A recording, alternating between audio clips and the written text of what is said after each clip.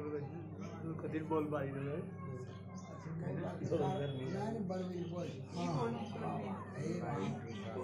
महर्षि में ही अनुभव ज्ञान से परमाराध्य सदगुरु महाराज की अमृत वाणी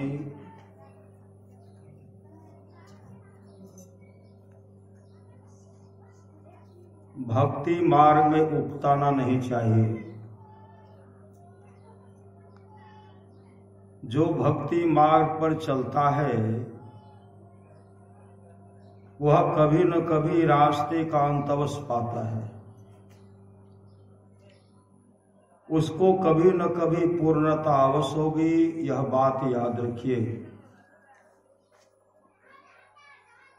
ईश्वर की भक्ति से अपना कल्याण होगा,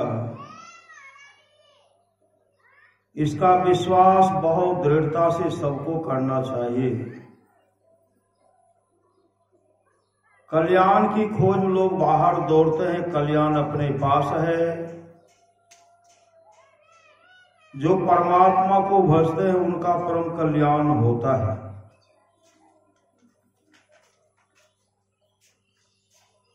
कोई भी जल बाह्य संसार नहीं है जो हृदय को शुद्ध कर सके।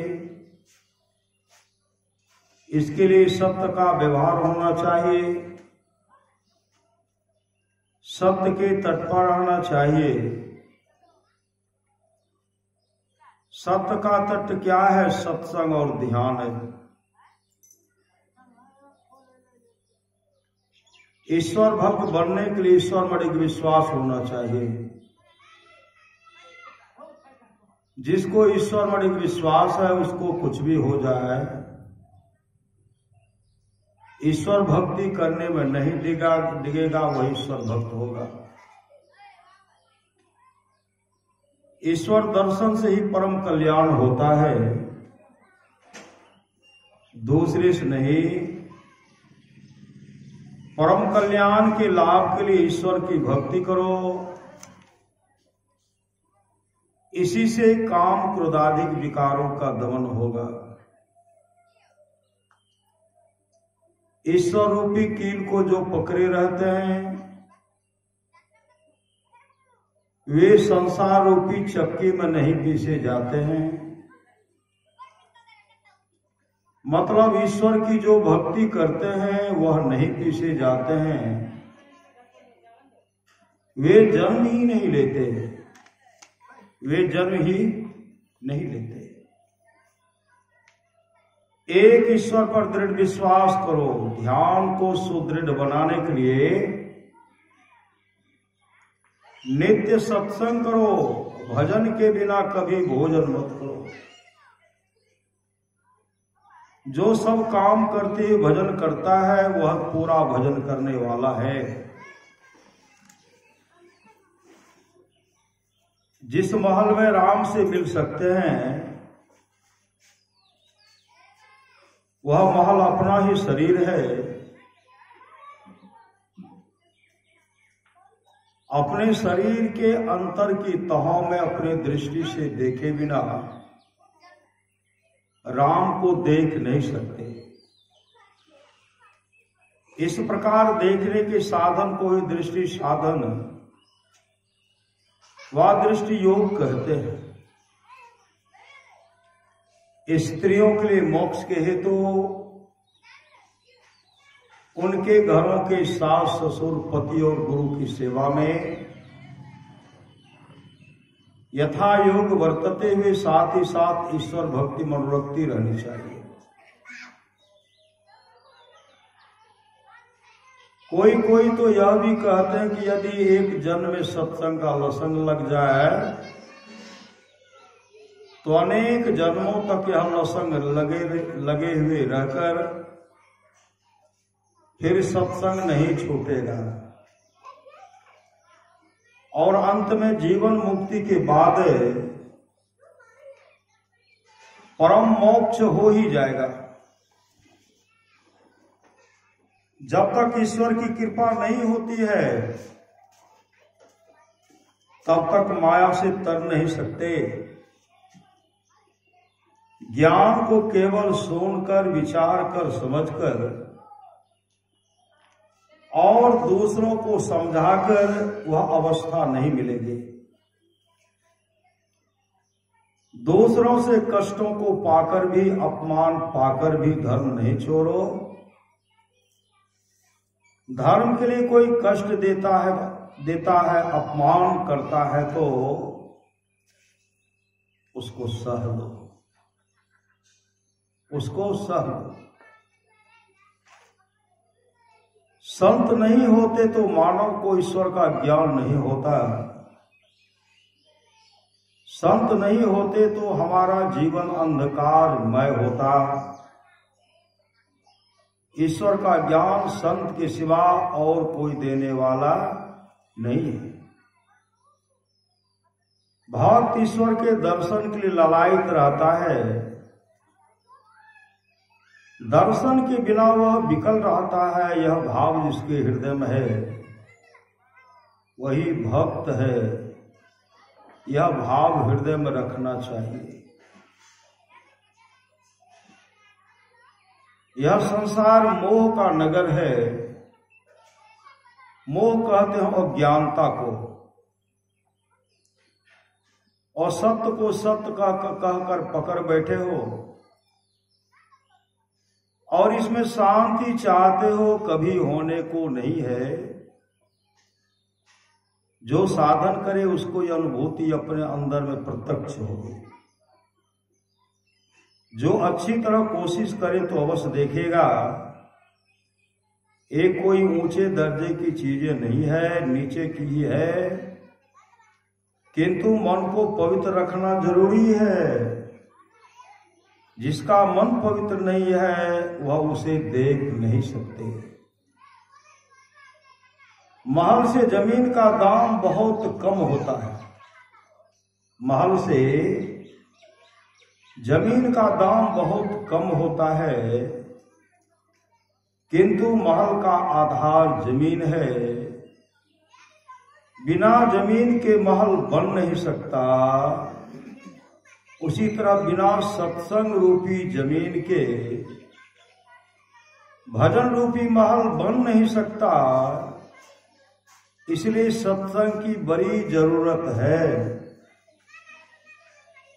अंतर की गंगा में स्नान करो तो शुभ और अशुभ सभी कर्म धुल जाएंगे। आवागमन से छूट जाओगे। जब उस परमात्मा को पाओगे तो कभी दुख में न आओगे। दृष्टि साधन यदि आपने एक बार भी झलक देख ली, दृष्टियों की क्रिया करते तो अंदर में साधक को तरह तरह का दर्शन होता है। कोई तारा दर्शन करते हैं, कोई जुगनू का दर्शन करते हैं, कोई चंद्रमा का दर्शन करते हैं, कोई प्रणव बिंदु का दर्शन करते हैं, प्रणव तार का दर्शन करते हैं, प्रणव तारा, कोई सूर्य का दर्शन करते हैं। जिनकी जैसी श्रद्धा है उनको अंदर में दर्शन होता है। कोई भगवान नाम का दर्शन करते अंदर में, कोई भगवान कृष्ण का, कोई भगवान शिव का, कोई साधक अपने इष्ट का दर्शन करते हैं, अपने गुरु का दर्शन करते हैं। तमाम दर्शन अंदर में। अगर अंदर में प्रेम जगा न तो बाहर में भी वही श्रद्धा दिखलाई पड़ेगा, दोनों। लेकिन अंतर प्रेम चाहिए।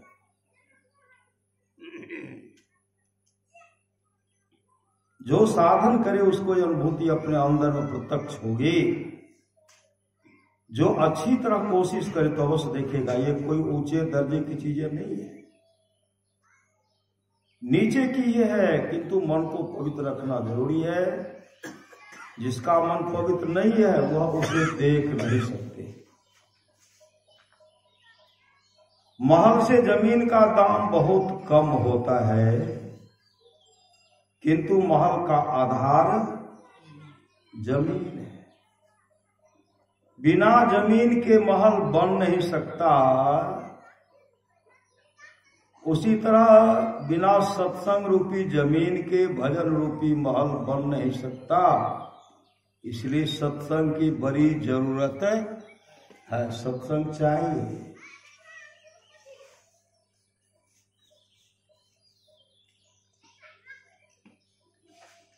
अंतर की गंगा में स्नान करो तो शुभ और अशुभ कर्म, शुभ और अशुभ सभी कर्म धुल जाएंगे।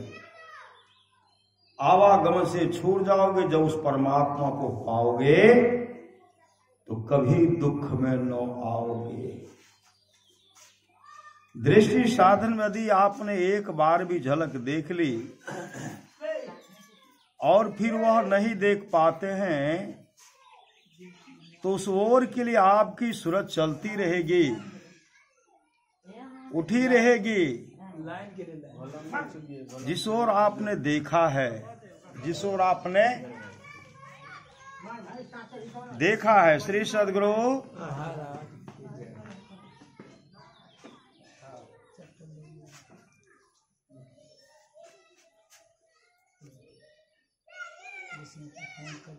वैवाहिक संबंध जिस देश में गड़बड़ होगा, श्री सद्गुरु, वैवाहिक संबंध जिस देश में गड़बड़ होगा वह देश एकदम खराब हो जाएगा।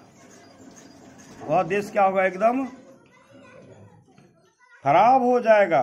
और जहां राज प्रबंध ढीला हुआ वहां दूसरे आकर बैठ जाएंगे। वैवाहिक संबंध के लिए अपने कुल में जैसा व्यवहार है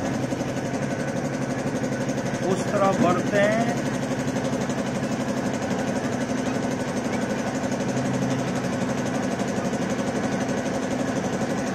इस तरह जो बरतते हैं वे ही ठीक सत्संगी और सत्संगिनी है।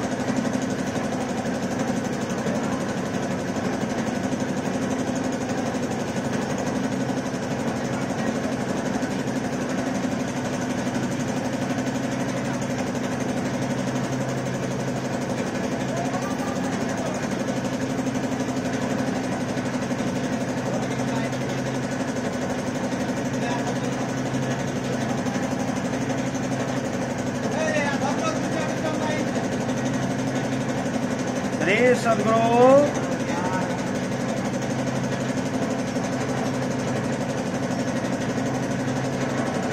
शरीर के 9 द्वारों में से